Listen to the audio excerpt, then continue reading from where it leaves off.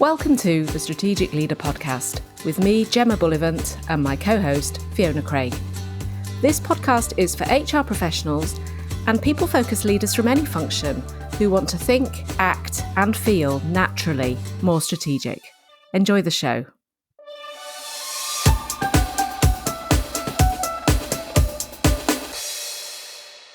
Hello, and welcome to our latest episode of The Strategic Leader with me, Fee Craig, and my co-host, Gemma Bullivant. Hi there, Gemma.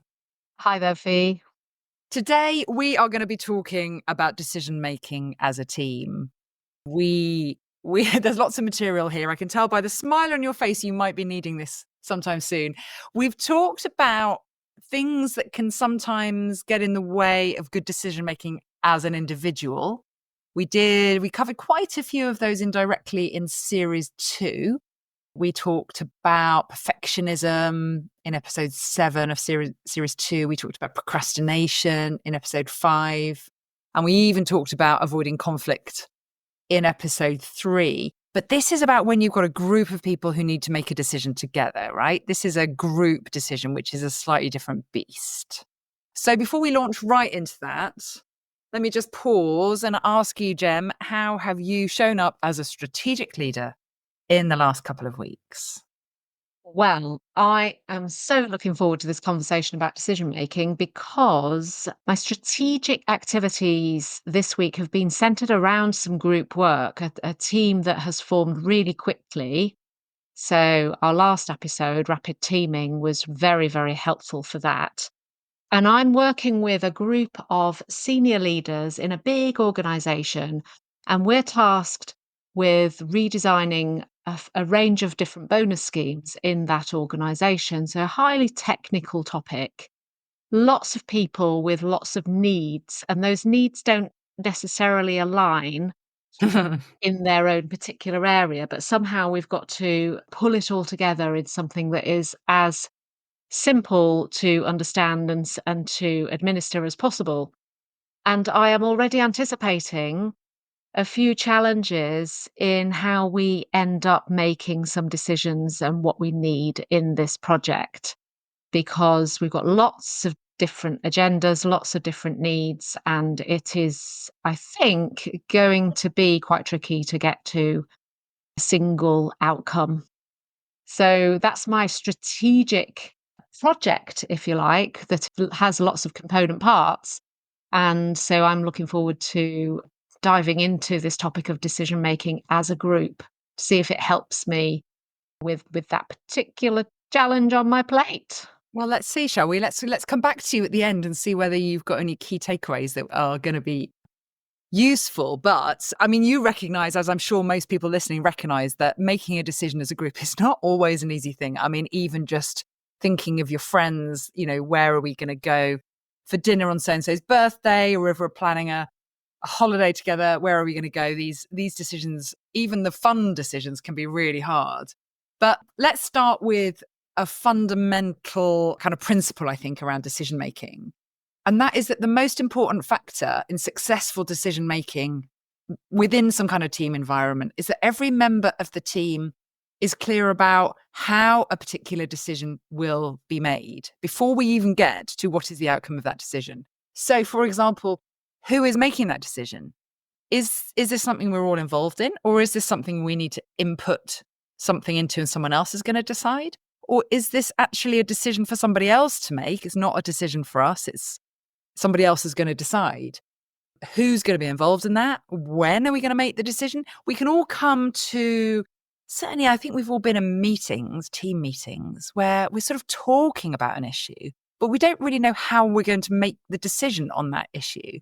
And I think this is where frustrations can creep up, because if I'm coming along to, we've got to decide what we're going to do about Project X, and I'm coming along thinking, right, I've got a proposal on how we can wrap it up. And I'm expecting to share my thoughts with you, and I'm expecting you all to sort of agree with me and then go, yeah, crack on, Fee, that sounds like a good answer.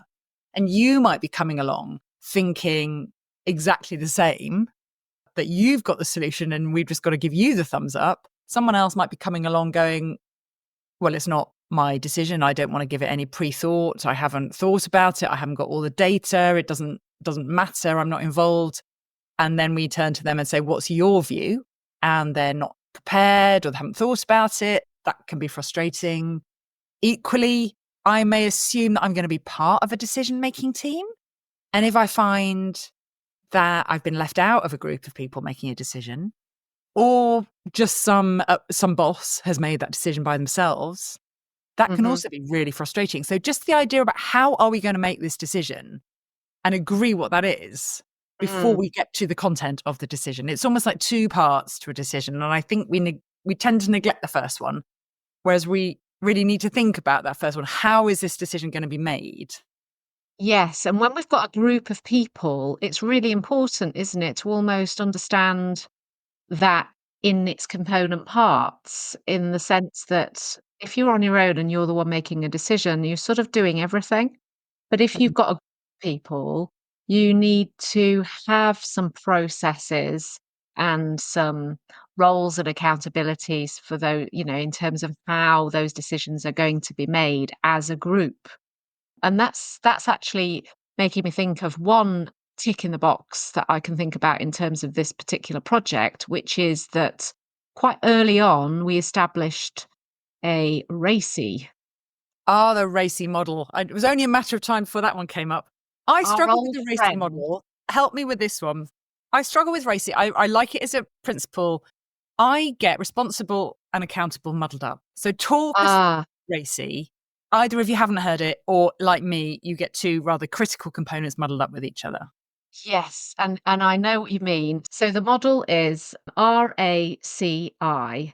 R is responsible, which is the person that does the task, Mhm. so takes ownership of making that happen. Accountable is the person who's overall accountable for that happening, or that in this case, for a decision to be made and move forward. Mhm. Consulted is the C, so RACI. C is consulted, so that is who needs to be involved in the decision, who needs to input, whose role is literally, we need to know their view because it could shape how we make this decision. And I is informed, literally who is notified once a decision is taken, but we need to let them know that this is the decision, this is the way forward.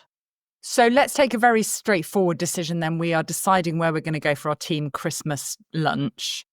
Yes. The responsible is the person who books the restaurant, which Yes. does the task of booking the Christmas lunch. The accountable might be someone like a team leader who says, the requirement is that we need to go out for lunch, needs to cost about this much. We can take half a day or half an hour, and we need to make sure that everybody can come, and checks in to make sure it has been booked so that they can say to the team, yes, it's definitely happening. We're going to do this.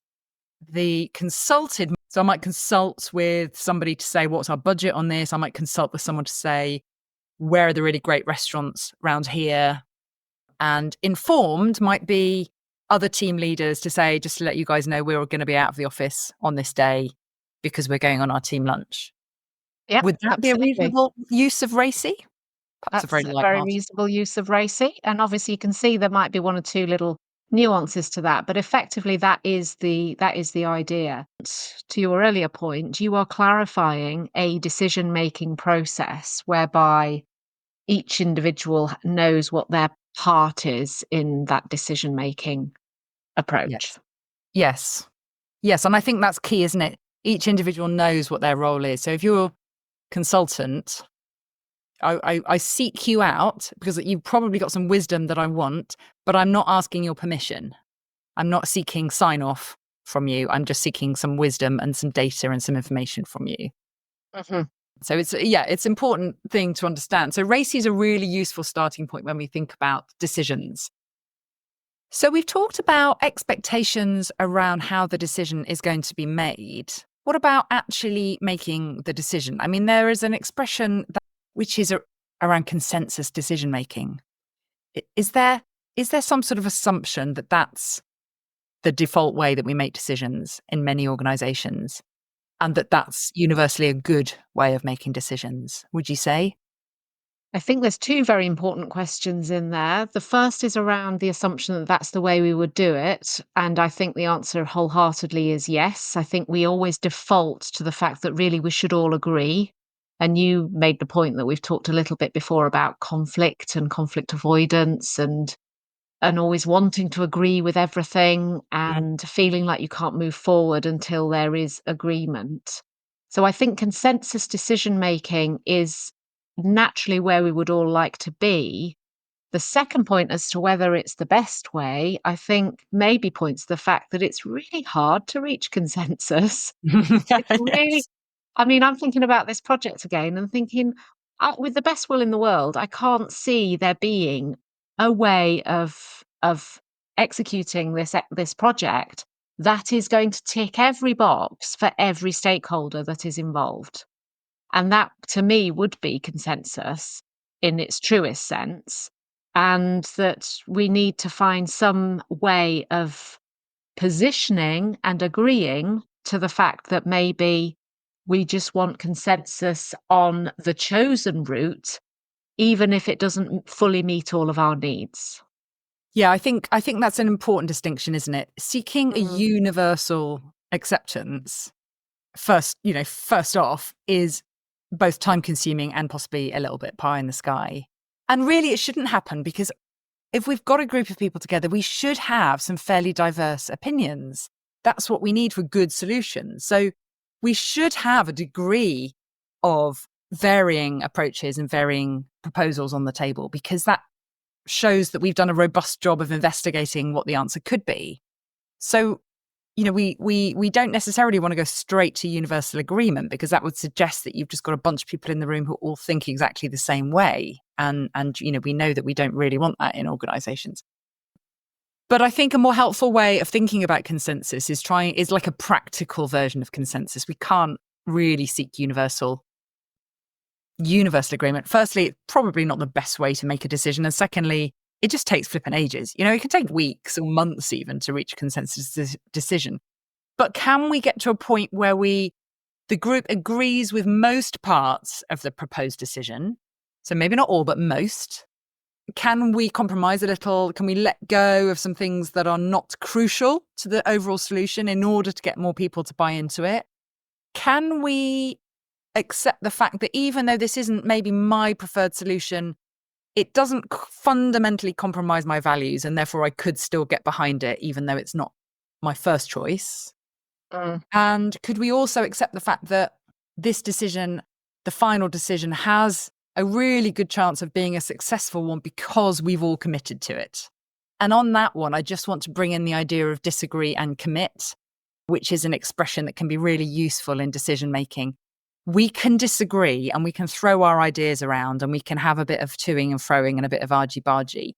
But ultimately, can we as a group commit to what the outcome is, even if it's not our first choice? And when I say commit, what I mean is I could literally in that meeting hold up my hand and almost pledge allegiance to the decision on the basis that we've thrashed it out. You've heard my perspective. You've heard my suggestion. I feel like I've been heard. I've also listened to yours. The group has decided it's not my decision. It's not my Mm. solution. It's your solution. But I'm going to go, do you know what? That's okay. I will commit to wholeheartedly supporting that solution, even though we've disagreed first up. So we've this idea of disagree and commit. Yes, I like that. And that's what we mean by consensus, because it's almost the levels of consensus, isn't it? Because consensus Mhm. for me, when you first asked me the question about consensus, for me I automatically went to everyone agrees. Yeah. But Yeah. actually there's nuances to that, isn't there? There are. Because to play back what you've just described, I'm fully on board. I love Yes. it. It's Yes. exactly how I would want it to be. Uh-huh. So I'm thinking about this project again. Everybody sitting around the table going, "Yes, this is perfect for what this is going to meet all of my needs and my team's needs fully." Through to, it's not my preference, but I can live with it. It's Yeah. not going to be materially difficult. So that's making me think of a conversation, a little bit of a challenge that I had from one of the project team that sort of said, when we get these leaders together in this workshop, they are going to each want to design their own version of it.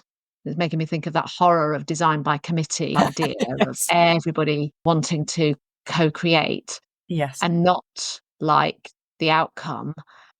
And I immediately went to, there's a difference between not liking it and it not working for whatever Mm. reason. Sort of said, I think I might be taking the angle here of, I understand that there are aspects of this that are not ideal. However, tell me if there's anything in this scheme design that is materially not going to work, or whether you would just rather it worked in a different way. Because I think that's a very, very important point Yes. to uncover here. So in the decision making, we're validating whether it is inherently problematic as an outcome, or whether it is simply a preference that I'd rather it looked like this rather than that. And I think we quite often get stuck because we are dealing with preferences. My preference is this, my opinion is this, Yeah. rather than is it going to work?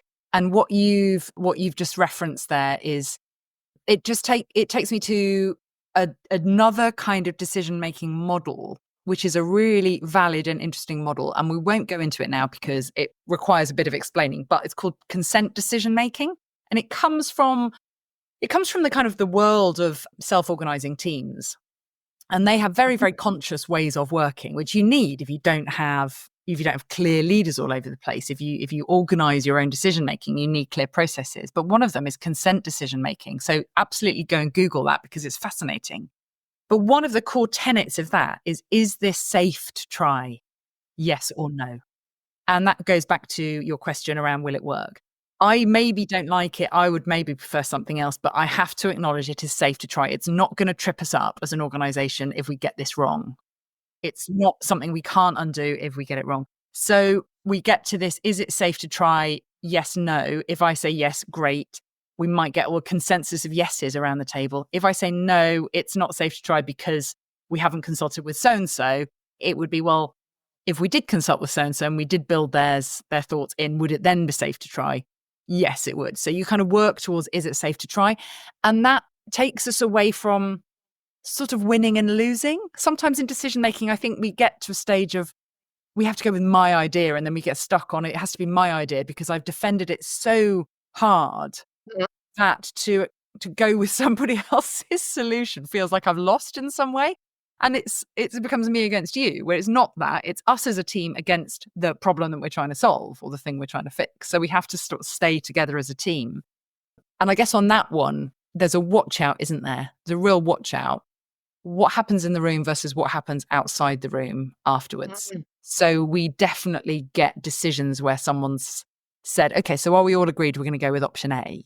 And people can sit there and just sort of nod or just not speak up. I mean, to use your spectrum, you can have someone saying, yes, I'm totally committed to option A. You can have someone going, yeah, all right, then. You can have someone sitting there nodding. You could have someone who doesn't actually say or move anything, but nobody notices, which is not an active yes, is it? It's a Mhm. passive yes. Mhm.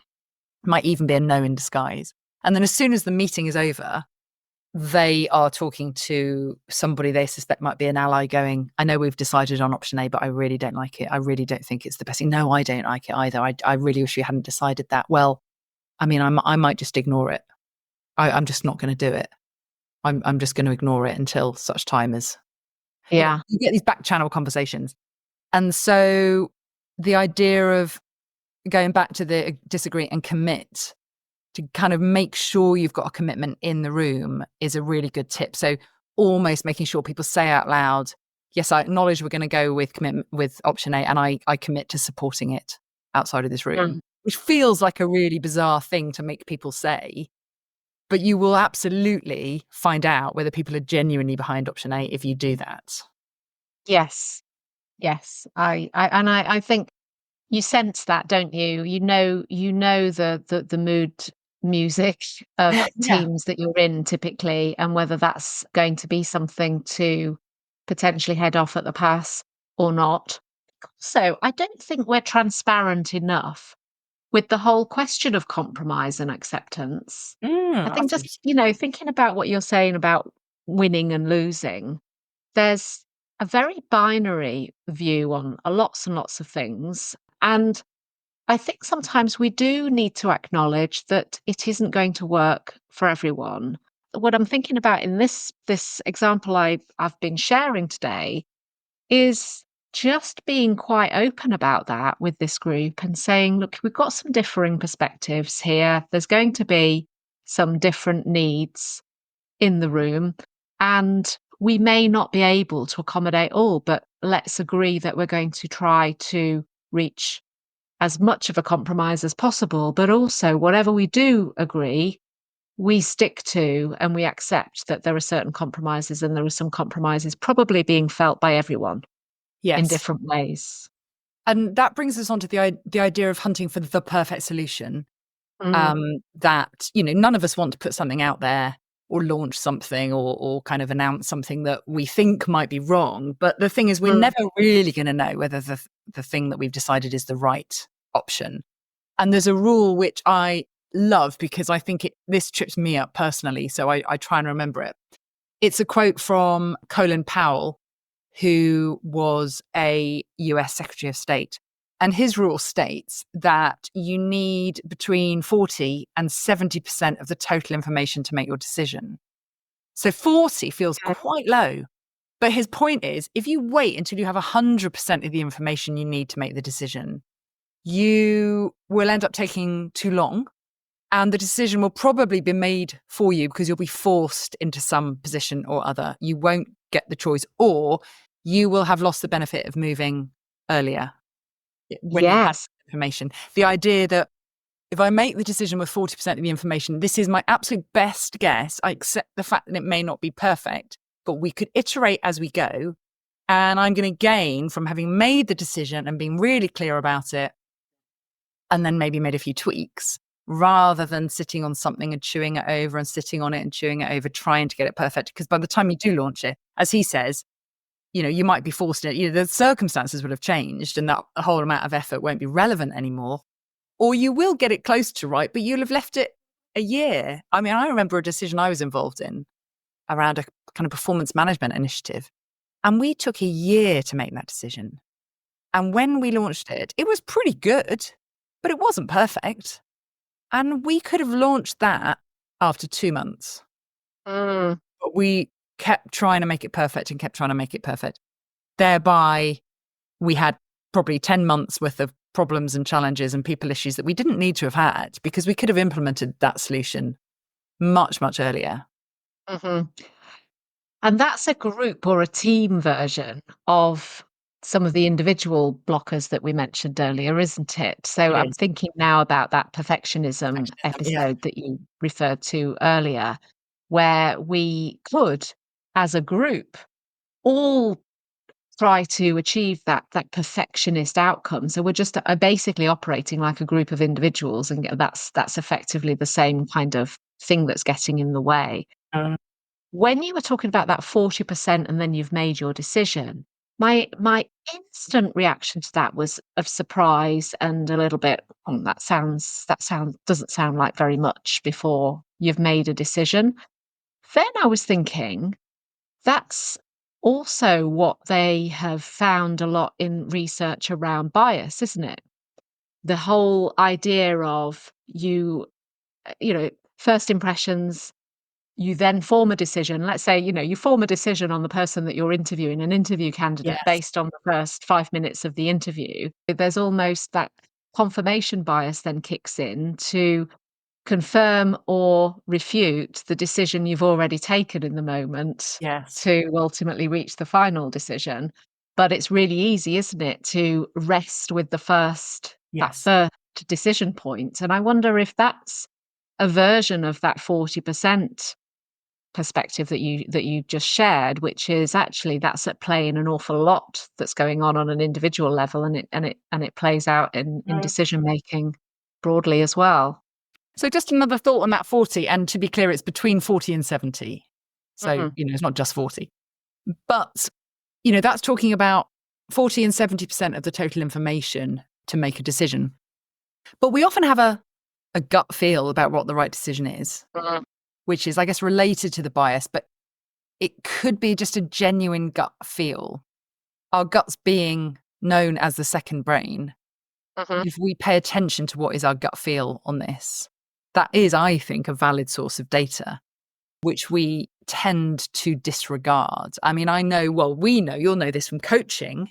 There's a lot of wisdom held in the gut. Literally, you have a gut feel about something or someone. And if you're brave enough to bring that into the conversation, more times than not, it is right.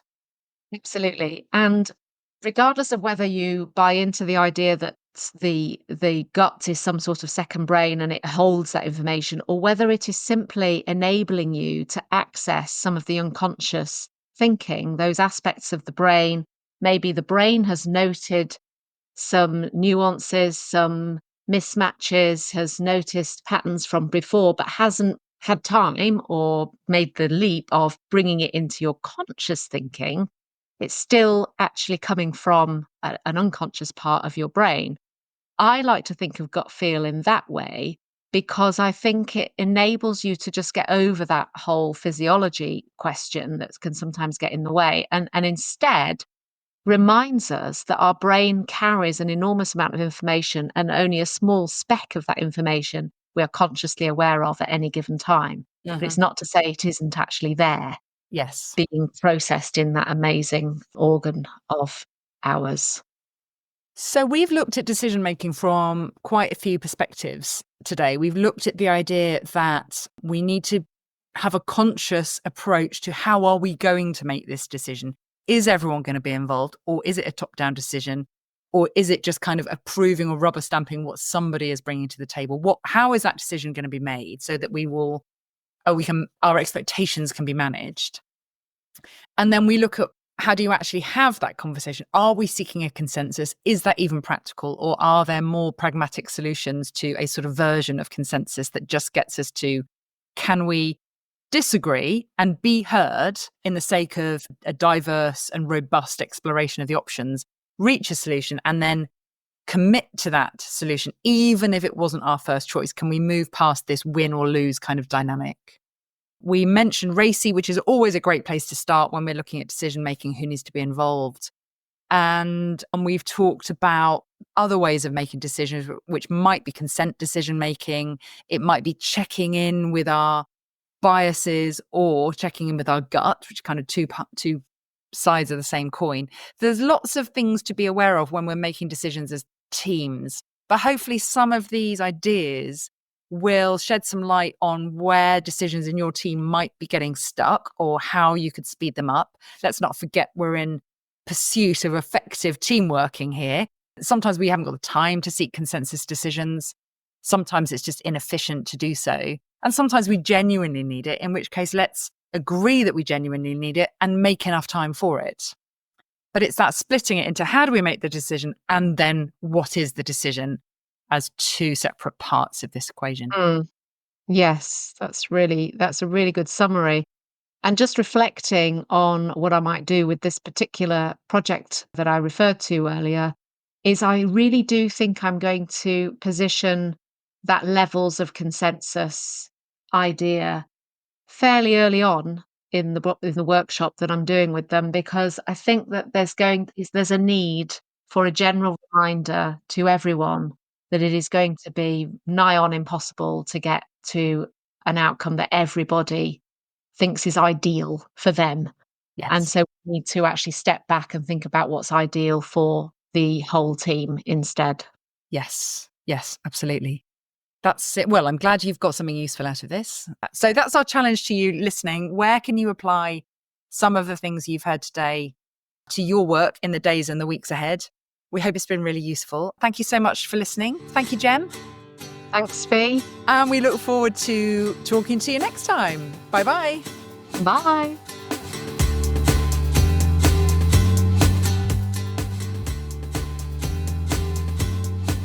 Thank you for listening to this episode of The Strategic Leader. If you liked the episode, please subscribe to access more of our recordings. And if you think it'd be useful for someone else, please forward to them and leave a review. We base our content on questions we are regularly asked and what you want to know more about, so please do email us with any questions or comments to gemma@gemmabullivant.co.uk. And remember, you're already being more strategic than you realise.